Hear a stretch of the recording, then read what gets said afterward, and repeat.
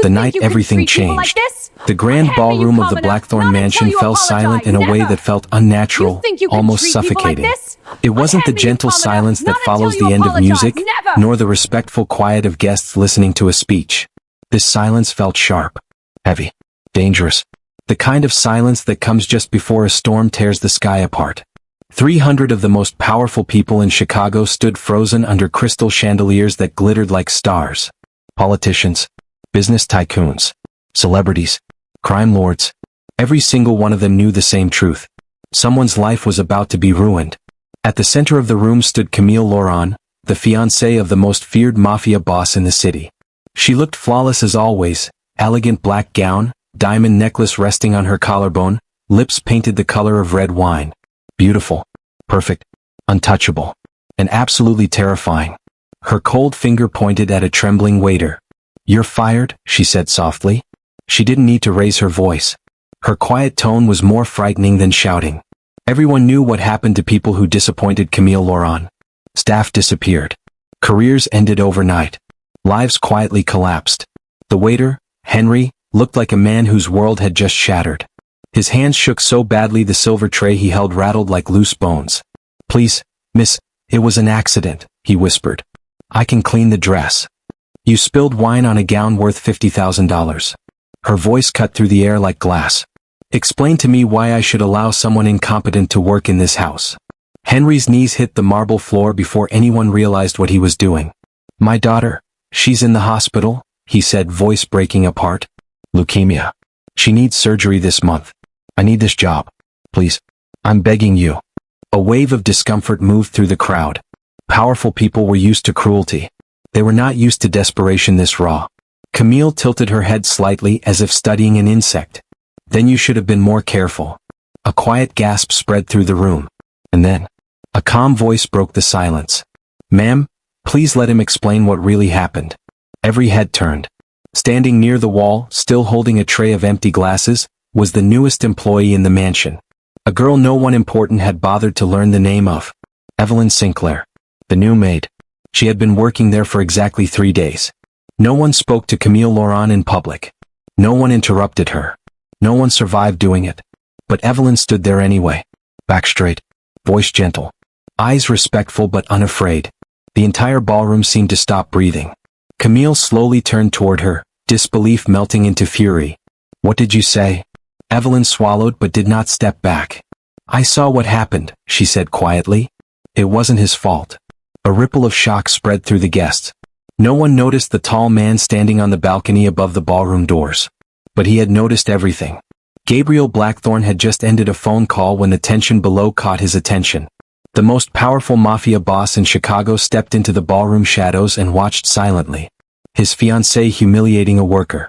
A maid standing against her. He did not move. He simply observed. And something inside his chest began to shift. Behind him, another presence entered the room. A woman with silver hair and sharp eyes, leaning on an elegant cane. Nana Teresa Blackthorn. The only person in the world Gabriel truly obeyed. When she walked into the ballroom, the crowd parted instinctively like water before a ship. Her gaze swept the room, stopping on Camille. Then on Henry. Then on Evelyn. She didn't raise her voice. She didn't need to. "So this," she said slowly, "is the woman planning to marry my grandson." The words hit the room like thunder. Camille's smile cracked. For the first time that night, uncertainty flickered across her face. Gabriel stepped forward and helped Henry stand. "You're not fired," he said quietly. "Your daughter will receive treatment. I'll take care of everything." Henry broke into tears. Camille stared at Gabriel in shock. He did not look at her. Not the way he used to. Something had changed. And everyone could feel it. But the night was only beginning. Because Camille's phone started ringing. A known number. She almost ignored it. Something in her gut told her not to. "Hello." The voice on the other end was cold. "Justice has finally found you. Victoria." The color drained from Camille's face. Her real name. A name buried for years. A name Gabriel had never heard. Her hand trembled as the call ended. And in that moment, Gabriel Blackthorn knew one thing with terrifying certainty. He did not know the woman he was about to marry. Not at all. Earlier that winter, Evelyn Sinclair pushed open the iron gates of Blackthorn Mansion with a pounding heart. 27 years old. orphan, exhausted, determined. This was her third job in a month. And the most important one. Because her younger sister was dying. Chloe needed heart surgery. Cost, $200,000. Evelyn had saved $15,000 in 2 years. She was running out of time. Inside the mansion, an older housekeeper pulled her aside. "Stay away from Miss Camille," the woman whispered urgently. "When the boss isn't here, she becomes someone else." Evelyn nodded politely. She had survived an abusive orphanage, homelessness, and hunger. She wasn't afraid of rich bullies.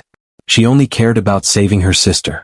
That night, in their tiny apartment, Evelyn sat beside Chloe's bed and looked at her savings notebook. $15,000. Still missing $185,000. She held Chloe's hand and whispered through tears, "I will save you. No matter what it takes." She didn't know that her life had just crossed paths with the most dangerous man in Chicago. A man who was not fully human.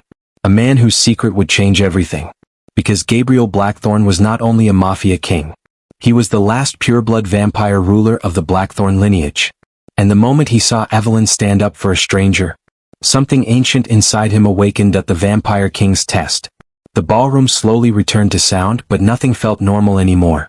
The music restarted, soft and careful, like the pianist was afraid to play too loudly. Conversations resumed, but every whisper carried the same poison. Victoria. Who is Victoria? What is Camille hiding? Why did Gabriel defend that maid? Camille stood like a statue with her phone still in her hand. Her smile was frozen in place, but her eyes were not smiling. They were wide, sharp, panicked, like a person who had just seen a ghost walk into the room. Nana Teresa remained near the center of the ballroom, leaning on her cane, surveying the crowd as if she owned the air itself. She didn't speak again. She didn't need to. Her presence alone was a verdict. Gabriel walked away with Henry toward a side hallway, telling his men to escort the waiter to a private room. Henry kept bowing, crying, thanking him over and over, as if he couldn't believe mercy existed in a place like this. Camille tried to follow Gabriel, but Nana Teresa's cane tapped once on the marble floor, one firm sound. Camille stopped. Nana Teresa didn't look at her kindly. "Tonight," Nana said, "you will not chase my grandson." Camille forced a laugh that sounded like it might crack her own teeth. "Nana Teresa. I was only trying to maintain standards. Staff need discipline." Nana Teresa's eyes narrowed, cold and ancient. "Discipline is not cruelty." Camille swallowed. "You saw one moment," Camille said quickly. "One misunderstanding. I was embarrassed. That is all." Nana Teresa tilted her head slightly, as if listening to a lie like it was a broken song. "You were not embarrassed," she said. "You were pleased." Camille's throat tightened. Across the room, Evelyn quietly returned to her duties, trying to disappear into the shadows again. She didn't want attention. Attention in a place like this could kill a person's job, their reputation, or worse. But she felt it. A gaze. Heavy. Focused. Evelyn looked up and found Gabriel Blackthorne watching her from a distance. His expression was unreadable. His face was calm, almost carved from stone, but something in his eyes looked unfamiliar. Not warmth. Not anger. Something deeper. Like hunger. Evelyn's stomach tightened. She instantly lowered her gaze out of respect. But Gabriel didn't look away. Because something about her presence disturbed him in the strangest way. It wasn't her beauty, though she was quietly beautiful in a gentle, natural way. It wasn't her bravery, though that had shocked the entire room. It was the feeling. Her scent was different. Not perfume, not expensive oils like the women in the ballroom. Her scent was like rain on dry ground. Like clean air after fire. And beneath that, a pulse. Strong. Bright. Alive. A pulse that made something ancient inside Gabriel stir. He had spent years controlling himself. Years training his instincts. Years reminding his body that he was not a monster. But tonight, his vampire nature reacted before his mind could stop it. The maid had spoken up. The maid had faced his fiancée without fear. And the maid's presence felt like danger. Not danger to his empire. Danger to his control. He turned slightly and called his most trusted man with only a glance. Marco stepped close, silent as a shadow. "Investigate Camille," Gabriel said in a voice low enough that even the air wouldn't dare repeat it. "Her past. Her real name. Everything." Marco's eyes narrowed. "Yes, boss." Gabriel's gaze stayed on Evelyn. "And the new maid," Gabriel added. "I want her file too." Marco glanced toward Evelyn, surprised. "A maid?" Gabriel's jaw tightened. A girl who stands like that in front of power is never just a maid. Marco nodded once and disappeared. Later that night, after the guests left and the chandeliers dimmed, the mansion became quieter, yet somehow more dangerous. Night in Blackthorn Mansion wasn't peaceful. It was a sleeping beast. Evelyn scrubbed the last wine stain from a carpet, her hands aching. Her shift was supposed to have ended an hour ago, but staff in rich houses never left when they were told. They left when the owners stopped needing them. She tried not to think about Chloe. Chloe was at home alone, resting. Evelyn hated leaving her for long hours, but what choice did she have? Money didn't grow from kindness. It grew from suffering. Evelyn stood up slowly, wiping sweat from her forehead. Then she heard a voice behind her. "You're still working." She spun around. Gabriel Blackthorn stood in the hallway. No guards near him. No Marco. No crowd. Just him. In the dim lighting he looked taller, darker, more dangerous. His suit jacket was off, sleeves rolled slightly, revealing strong forearms. His eyes were a shade of deep, cold gray like winter metal. Evelyn instantly stepped back and lowered her head. "Yes, sir. I'm finishing the cleanup." Gabriel didn't move. "You spoke against Camille." Evelyn's throat went dry. "I didn't mean disrespect, sir." "Were you afraid?" Evelyn hesitated. Her honest answer was no. But saying that to a man like Gabriel Blackthorn could sound like arrogance. "I was careful," she said softly. Gabriel's gaze sharpened like he could smell the lie. "Answer my question." Evelyn raised her eyes slightly. "I was afraid for the waiter," she admitted. "Not for myself." For a moment, something flickered in Gabriel's eyes. Not softness. Recognition. He stepped closer by one pace. "Most people," he said quietly, "fear power. They bow to it. They worship it. They become small so it doesn't crush them." His voice was calm, but the air felt tense, like a wire pulled too tight. "You didn't bow." Evelyn swallowed. "I don't like watching people suffer when it's not deserved," she said. Gabriel stared at her as if she had spoken a language no one else remembered. He moved closer again. Evelyn's heart pounded. The hallway seemed smaller. The shadows behind him looked deeper. The silence felt hungry.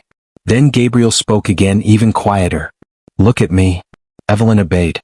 And the moment their eyes met fully, her body reacted without permission. Her skin chilled. Her breath caught. His gaze felt too intense, like it wasn't only seeing her face, but reading something inside her. Gabriel's pupils changed slightly. For half a second, Evelyn thought she saw something strange. A faint glow. A flash of red. Then it was gone. Evelyn blinked, shaken. Maybe it was just the lighting. Gabriel's jaw tightened as if he was fighting something. He looked away for a second and took a slow breath. "Leave," he ordered. Evelyn froze. "Sir?" "Go home," he said again. "Now." Evelyn didn't question it. She bowed her head and quickly walked away, her legs unsteady. She didn't know why, but she felt like she had just walked out of a storm. Across town. Evelyn pushed open the door to her apartment and immediately heard coughing from inside. Her stomach dropped. "Chloe?" She rushed in. Chloe was sitting on the edge of the bed, pale and trembling, one hand pressed against her chest. "Eve," Chloe whispered. "It hurts." Evelyn's heart slammed against her ribs. She grabbed Chloe, holding her upright. "Breathe. Slowly. I'm here." Chloe's lips were bluish. Her skin was cold. Evelyn panicked, searching for the emergency medication, but the bottle was almost empty. She remembered the doctor's words. Her heart is getting weaker. If she doesn't get surgery soon, it will not hold. Tears filled Evelyn's eyes. "Please don't leave me," she whispered, pressing her forehead against Chloe's. Chloe tried to smile. "You always saved me," Chloe said faintly. "Even when we were kids." Evelyn shook her head, tears falling. "I'm trying," she whispered. "I swear I'm trying." Chloe's body trembled again. And then, a knock hit the apartment door. Art. Not a neighbor knock. Not a friendly knock. The kind of knock that carries authority. Evelyn froze. Who would come here this late? She moved toward the door slowly, fear crawling up her spine. Another knock. Even louder. Evelyn opened the door just a little. A man in a dark suit stood outside. Cold eyes. Professional posture. He handed her a sealed envelope without a word. Before Evelyn could ask anything, the man turned and walked away down the hallway like a ghost. Evelyn stared at the envelope, confused and shaking. On the front, written in clean, precise handwriting, were 3 words. From Mr. Blackthorn. Evelyn's breath stopped. Her fingers tore the envelope open. Inside was a single card. And a key. The card read, "Your sister needs help. Come to the mansion tomorrow at 7 a.m. Do not tell anyone. Gabriel." Evelyn's hands trembled violently. How did he know about Chloe? How did he know where she lived? Why was he helping her? And why did the message feel less like an invitation, and more like a test? Back at the mansion. In a private office lined with dark wood and old paintings, Gabriel stood before a mirror. He looked calm, but his hands were clenched. His reflection didn't look entirely human in the dim light. He could still feel Evelyn's pulse in the hallway. Still smell her scent. Still feel that strange energy around her. His vampire instincts had reacted too strongly. Too fast. That wasn't normal. And Gabriel Blackthorne did not lose control. Not ever. Marco entered silently. "I found something," Marco said. Gabriel turned. "What?" Marco's voice lowered. "Camille's background doesn't match her story. There are gaps. Fake records. And her real name." He paused. Gabriel's eyes hardened. "Say it." Marco swallowed. "Victoria." The air in the room turned colder. Gabriel's voice became deadly quiet. "Find out who she really is." Marco nodded. "And the maid?" Marco asked carefully. Gabriel didn't answer immediately. His eyes drifted toward the window, toward the dark city skyline. "The maid," he said slowly, like the words tasted unfamiliar. "She's a crack in the wall." Marco frowned. "A crack, sir?" Gabriel's jaw tightened. "A crack that could bring light, or bring destruction." He turned back, eyes like steel. "And I need to know which." Secrets that bleed in the dark. Evelyn didn't sleep that night. She sat beside Chloe's bed, watching the slow rise and fall of her sister's chest, counting every breath as if the numbers alone could keep her alive. The envelope from Gabriel Blackthorne lay on the small table beside her like a ticking clock. A key. A message. A promise. And a question she couldn't answer. Why would the most powerful man in Chicago care about a maid? When the sun finally rose, pale and cold through the cracked window, Evelyn dressed quickly and left for the mansion before Chloe woke up. She couldn't risk worrying her sister with something she didn't understand yet. The iron gates of Blackthorne Mansion opened before she even reached them. Someone had been watching for her. Her heartbeat quickened as she stepped inside. The mansion looked different in daylight. Less glamorous. More ancient. The walls seemed older than the city itself, heavy with secrets that had nothing to do with money. A guard led her through quiet hallways and stopped in front of a massive wooden door. "He's waiting," the guard said. Evelyn nodded and pushed the door open. Gabriel Blackthorne stood near a wide window overlooking the gardens. Sunlight touched his face, but it didn't warm him. He looked exactly the same as he had the night before, perfect, controlled, distant. He turned slowly. "You came." Evelyn bowed her head slightly. "You asked me to." He studied her for a moment as if measuring something invisible. "Your sister," he said calmly. "Her condition is serious." Evelyn's breath caught. "How do you know about Chloe?" Gabriel didn't answer immediately. Instead, he walked toward his desk and placed a thin file in front of her. "Open it." Her hands trembled as she did. Inside were hospital records, medical reports, financial estimates, every detail about Chloe's condition. Evelyn's eyes filled with tears. "This surgery," she whispered. "It's real. You weren't guessing." "No," Gabriel said quietly. "I don't guess." Her voice broke. "Why are you helping me?" Silence stretched between them. Then Gabriel said something unexpected. "Because you helped someone when no one was watching." Evelyn blinked, confused. "You stood up for a man who could give you nothing," he continued. "That is rare." Evelyn shook her head. "I didn't do anything special." Gabriel's gaze darkened slightly. "Kindness is always special," he said. He pushed another document toward her. "The surgery will be paid for. Completely." Evelyn froze. Her mind couldn't process the words. "Paid?" she whispered. Gabriel nodded once. "The hospital has already been contacted." Tears spilled down her cheeks before she could stop them. "You don't even know me," she said. Gabriel's voice dropped lower. "That is not entirely true." Evelyn looked up, confused again. "What does that mean?" Gabriel didn't answer. Instead, he said something that made her heart pound. "I have a job for you." Evelyn's hands tightened around the papers. "A job?" "Not as a maid," Gabriel said. "As my personal assistant." The room felt suddenly smaller. "That position, it belongs to Miss Camille," Evelyn said carefully. Gabriel's expression didn't change. "Not anymore." Evelyn's stomach twisted. The mansion was whispering already. She could feel it. Taking Camille's position would make her a target overnight. "I'm not qualified," Evelyn said quickly. Gabriel stepped closer. "You are honest. You are observant. And you are not afraid of power."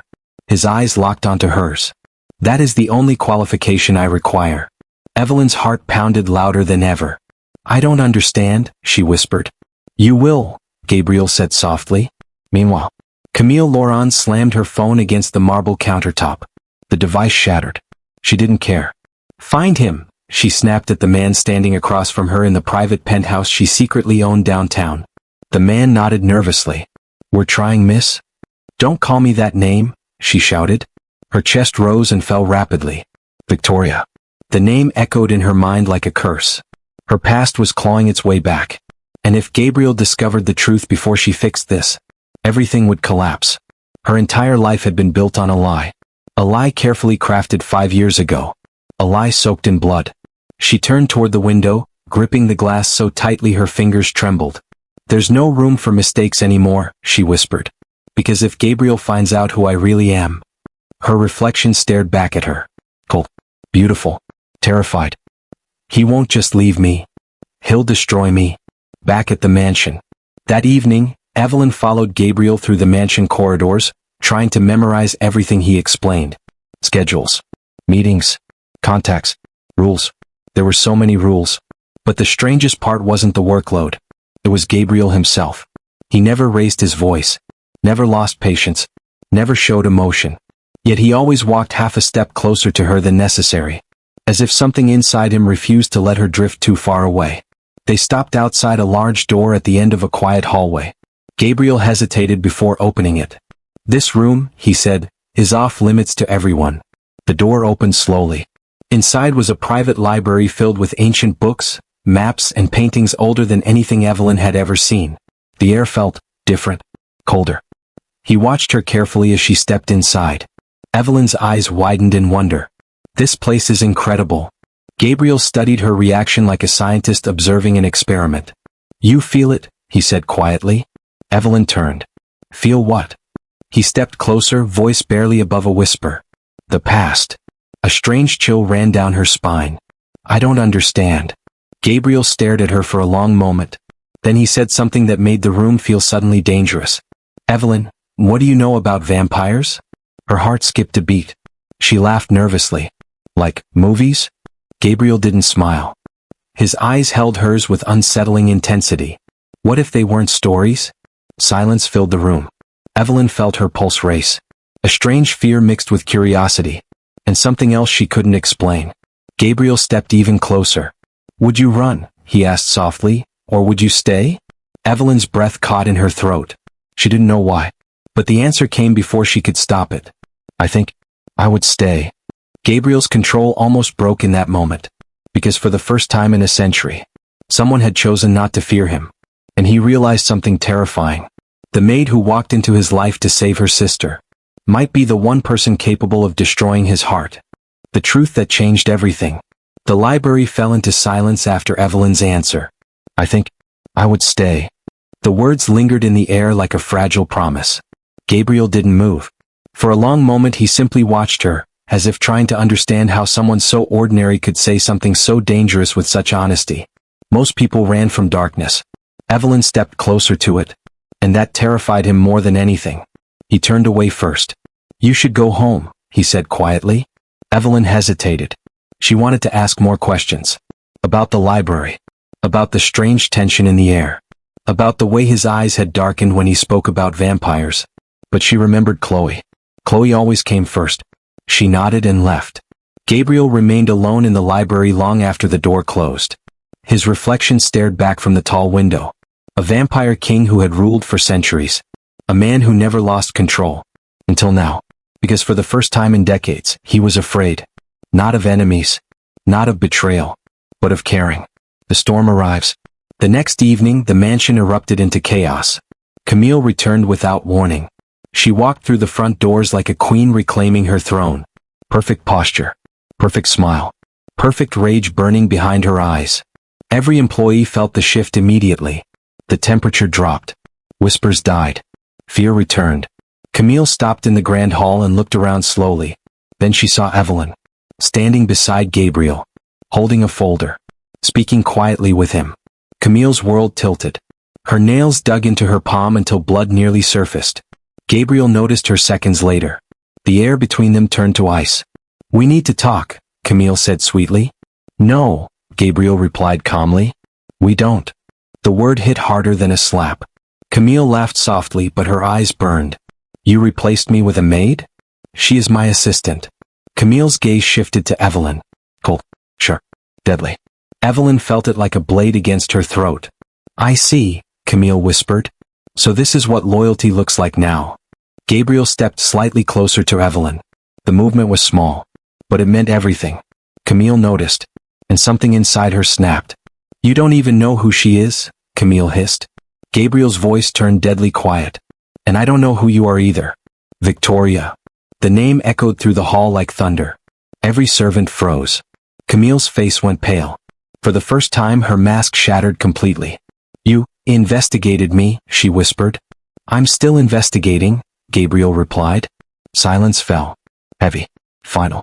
Camille laughed suddenly, a broken, bitter sound. "You think you're the monster in this story, Gabriel?" she said. "You have no idea what monsters really look like." Her gaze flicked toward Evelyn. "And you just invited one into your home." Before Gabriel could respond, the mansion lights flickered, then died. Darkness swallowed the hall. A crash echoed from the front entrance. Glass shattering. Screams erupted from the staff. Gabriel's eyes turned red instantly. The air changed. Cold. Ancient. Predatory. Evelyn felt it like a shockwave. He stepped in front of her without thinking. "Stay behind me," he ordered. The doors burst open. Armed men flooded inside. Black clothing. Silver weapons. Hunters. Vampire hunters. Camille smiled in the darkness. "Meet my past," she whispered. Gunfire exploded. The mansion turned into chaos. Gabriel moved faster than Evelyn's eyes could follow. Shadows blurred. Men fell before they could scream. The monster he had hidden for so long finally emerged. Evelyn stood frozen. Terrified. Amazed. Heart racing. He wasn't human. And yet, he was protecting her. A hunter rushed toward Evelyn. She stumbled back, heart pounding. The man raised a silver blade. And Camille stepped in front of her. The blade stopped inches from Evelyn's chest. Camille grabbed the hunter's wrist and twisted hard. The man screamed. Everyone froze. Gabriel stared in shock. Camille dropped the hunter to the floor. Then she looked at Evelyn. "You think I'm the villain?" Camille said quietly. "I've spent 5 years running from these people." She turned toward Gabriel. "My real name is Victoria Hale. Former vampire hunter." Silence. "I infiltrated your world to destroy it," she continued. "But I stayed because I fell in love with you." Gabriel didn't speak. "You want the truth?" Camille whispered. "These hunters aren't here for you." Her eyes shifted to Evelyn. "They're here for her." The world stopped. Evelyn's voice trembled. "What?" Camille looked at her with something unexpected in her eyes. Not cruelty. Fear. "Because your blood," Camille said softly, "is the rarest blood in existence." Gabriel's heart stopped. Camille's voice dropped to a whisper. "She isn't just human. She's the last descendant of the first vampire queen." The hallway went silent. Gabriel slowly turned toward Evelyn. Real emotion. Raw and unguarded. Everything suddenly made sense. Her scent. Her pulse. His loss of control. He stepped toward her slowly. Not like a king. Not like a monster. Like a man whose entire world had just shifted. Evelyn's eyes filled with tears. "I didn't know," she whispered. "I know," he said softly. Gunshots echoed again in the distance. Hunters were still inside the mansion. Danger still surrounded them. But Gabriel only saw Evelyn. The girl who saved a stranger. The girl who saved her sister. The girl who walked into darkness and chose to stay. He took her hand. "For centuries," he said quietly, "my world has been built on power." His thumb brushed her trembling fingers. "But you reminded me it should be built on kindness." Evelyn's voice shook. "What happens now?" Gabriel looked at the broken doors, the fallen hunters, the storm waiting outside. Then back at her. "Now," he said, "we fight together." Camille watched them silently. A small, sad smile touching her lips. Justice had come. Truth had come. And for the first time in years, she felt free. Because the maid who changed everything had also changed her.